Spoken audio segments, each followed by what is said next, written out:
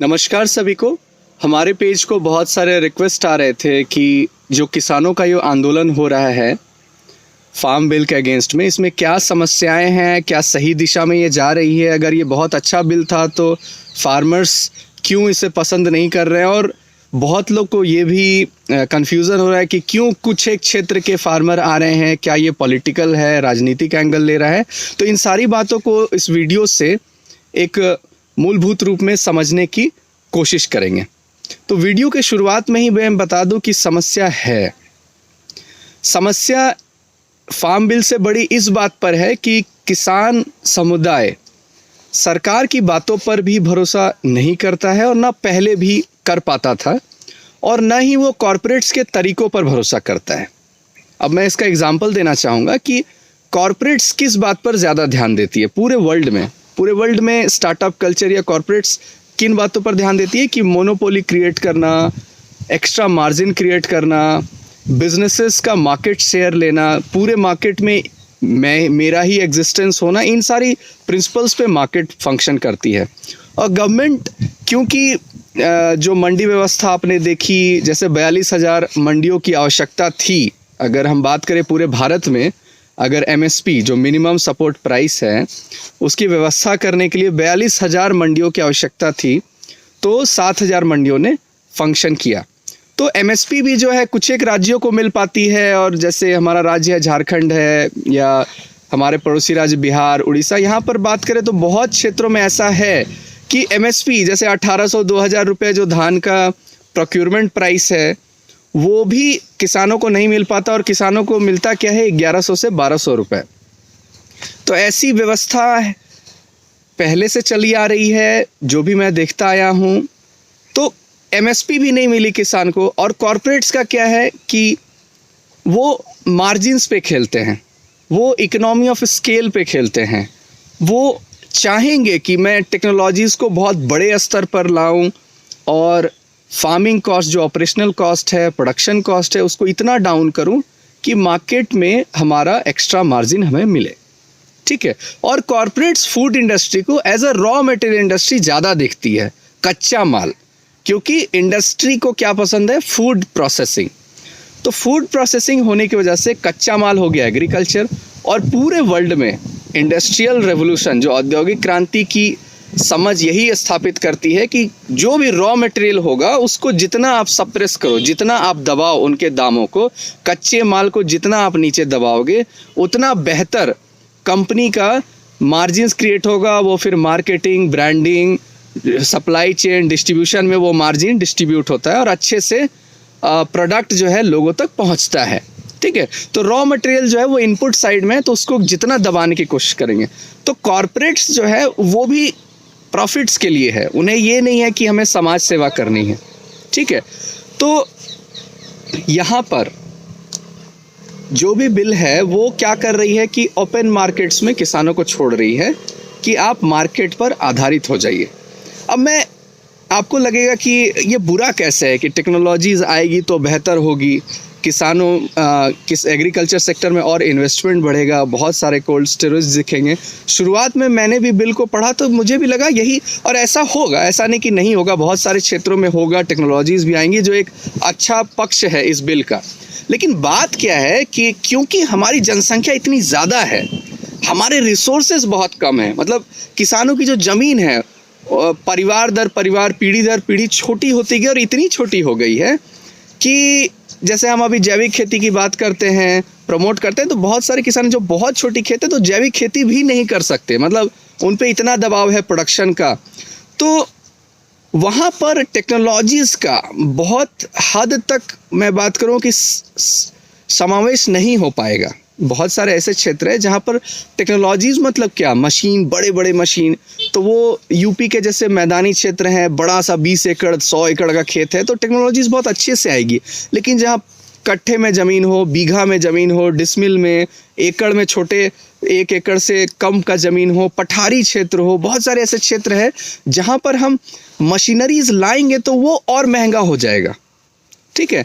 तो मार्केट्स जो है वो ऑटोमेशन पे बात करती है, वो मशीनरीज पे बात करती है, क्योंकि इंसान का इन्वॉल्वमेंट जितना वो कम करेंगे उतना उनकी व्यवस्था और एफिशिएंट होगी। रोबोट्स जैसे आप देखेंगे कार की इंडस्ट्री में रोबोट्स का एंट्री होता है और समय के साथ वो बढ़ेगा ही। तो इंसान को जैसे इंडस्ट्री हटाती है तो वो उससे 20 घंटा काम करवा सकती है, 18 घंटे काम करवा सकती है, और वो आप मशीन कंप्लेन नहीं करता है। तो इंडस्ट्री को इंसान से ज़्यादा मशीन्स पसंद है।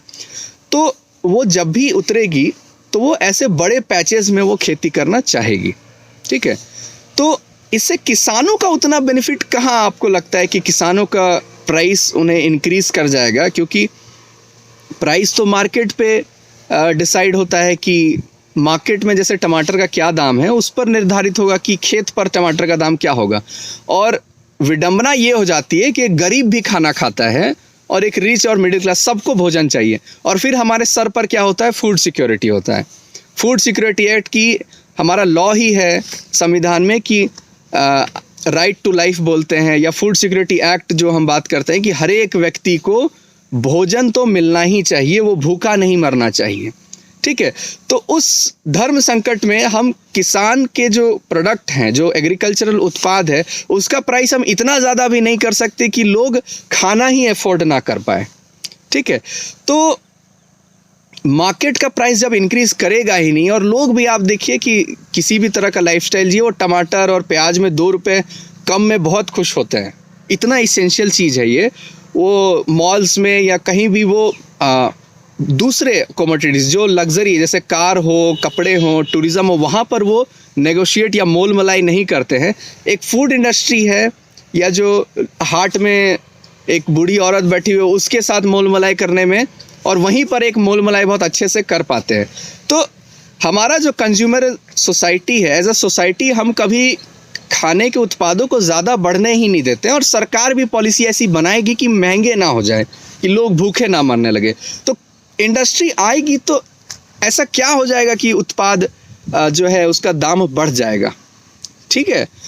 और जब सरकार की जैसे बात होती है तो मंडी व्यवस्था 2-3 राज्यों में ही बहुत अच्छे से चल रही थी और उन्हें एमएसपी मिल रहा था, ठीक है। इसलिए ज़्यादा गुस्सा है कि एमएसपी उन्हें मिलता था। और अगर ये मार्केट सिस्टम हो जाएगा, मार्केट पे आधारित हो जाएगी, तो कॉर्पोरेट क्या करती है? जियो ने क्या किया कि शुरुआत में 6 महीने अच्छे से नेट दिया ना, तो कॉर्पोरेट्स भी ये कर सकती है ना कि धान का प्राइस बहुत अच्छे दे, 4 साल, 5 साल, 10 साल दे, इतना अच्छा प्राइस दे कि मंडी व्यवस्था कोलैप्स कर जाए। ऐसा हो सकता है ना कि मोनोपोली तो इसी को बोलते हैं ना, जैसे पेटीएम, जोमेटो, सब कंपनीज क्या करती है? डिस्काउंट देती है ना, कि आपका आदत लगे और आपका जो कंजम्पशन पैटर्न है, आपके जो खर्च करने की जो तरीके हैं वो उस पर आधारित हो जाए। तो कॉर्पोरेट्स भी तो ये कर ही सकती है ना।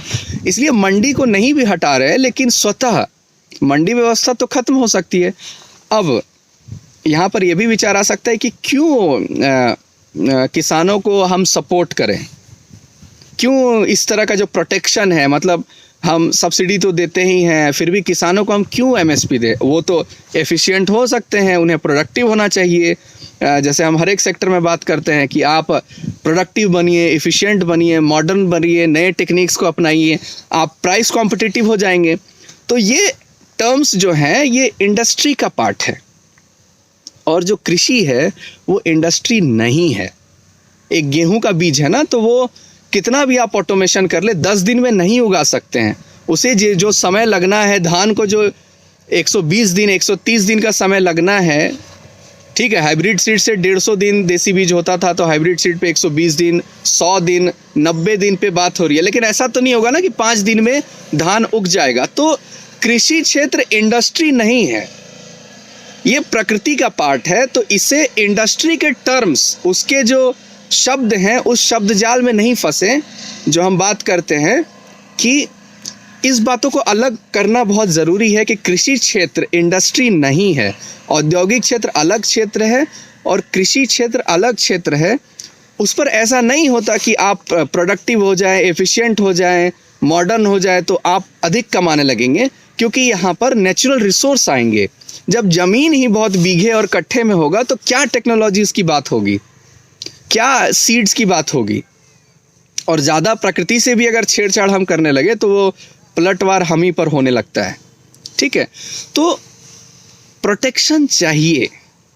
प्रोटेक्शन इसलिए चाहिए कि कृषि लोग छोड़ ही ना दें, और अंत में आप बिना खाने के रह नहीं सकते हैं। ठीक है, तो जब भारत आज़ाद हुआ तो जो भुखमरी की समस्या हुई तो ऐसी व्यवस्था बनाई गई कि धान और गेहूं को बड़े पैमाने पर पंजाब हरियाणा में जैसे उगाया जाए। तो इसके लिए उस तरह की ही इंफ्रास्ट्रक्चर दी गई, उसी तरह की जल व्यवस्था की गई।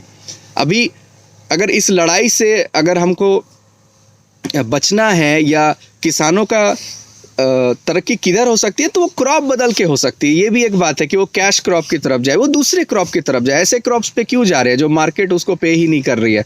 जब मार्केट का हिस्सा हो रहे हैं तो अच्छे क्रॉप्स को उगाएं। लेकिन आप ये भी तो देखें कि 20 साल 30 साल उस इंफ्रास्ट्रक्चर को ही दिया गया कि गेहूं ही अच्छे से उगे, धान ही अच्छे से उगे। दूसरे क्रॉप उगने के लिए फिर एक समय चाहिए होगा, फिर ट्रेनिंग चाहिए होगा, फिर उस क्षेत्र का कंसल्टेंसी चाहिए होगा, फिर एक इकोसिस्टम इवॉल्व होगा, उसमें समय लगेगा।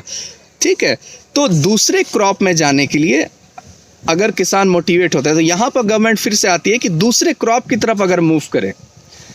और यहाँ पर मैं एक बात ज़रूर कहना चाहूँगा कि किसानों ने पूरा पृथ्वी या समाज का ठेका नहीं लिया है कि सबके वो खिलाए ही। एक ये भी बात है, ये मानवता है कि एक भी कोई भूखा ना रहे। लेकिन ये किसान ही समुदाय ऐसा क्यों कि उसको ठेका मिला है कि नहीं फूड सिक्योरिटी और वो सबको खिलाए। जो लेक वालेशा हैं पोलैंड में, उन्हें पीस प्राइज़ मिला। उनका झगड़ा ये था कि इंडस्ट्रियल वर्कर को सस्ता भोजन मिलना चाहिए। भाई साहब, समाज को अगर सस्ता भोजन मिलना चाहिए तो किसान लग रहा है उस समाज का हिस्सा नहीं है। अगर किसी वस्तु को उगाने में पानी, मेहनत, समय, मौसम की खराब परिस्थिति से गुजर कर होके जा रहा है, रिस्क फैक्टर बहुत ज़्यादा है, तो उसे रिवॉर्ड क्यों नहीं मिले? अगर किसी चीज़ को करना बहुत मुश्किल है तो उसका रिवॉर्ड उसी हिसाब से मिलना चाहिए, है ना। लेकिन हम फंस जाते हैं क्योंकि हम चाहते हैं कि सभी को भोजन मिले।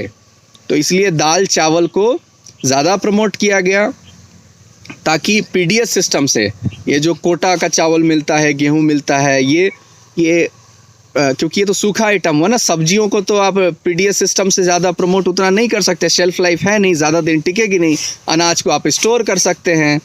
अकाल के समय अनाज को एफसीआई गोडाउन से निकाल कर लोगों में बांट सकते हैं। जैसे कोविड के समय में जो एफसीआई की जो आधार है कि वो किस लिए बनी थी, तो वो काम आया। 2-3 महीने तक जो एक्स्ट्रा राशन दे दिया गया, तो इसके लिए ये व्यवस्था बनी हुई है।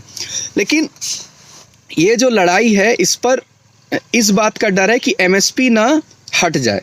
ठीक है, बाय लॉ नहीं हटाया है, लेकिन मैं तो वही बोल रहा हूँ ना, इंडस्ट्री कॉरपोरेट्स प्रमोट अगर कर दें कि किसानों को अच्छा देने लगे, 3-4 साल ऐसा अच्छा देने लगे कि मंडी व्यवस्था धीरे धीरे अपने आप ऑब्सोलेट होने लगे, और फिर अचानक से किसानों को बोले कि तुम्हारे पास तो भंडारण रखने की जगह है नहीं, तो तुमको बेचना है तो बेचो, नहीं तो मत बेचो।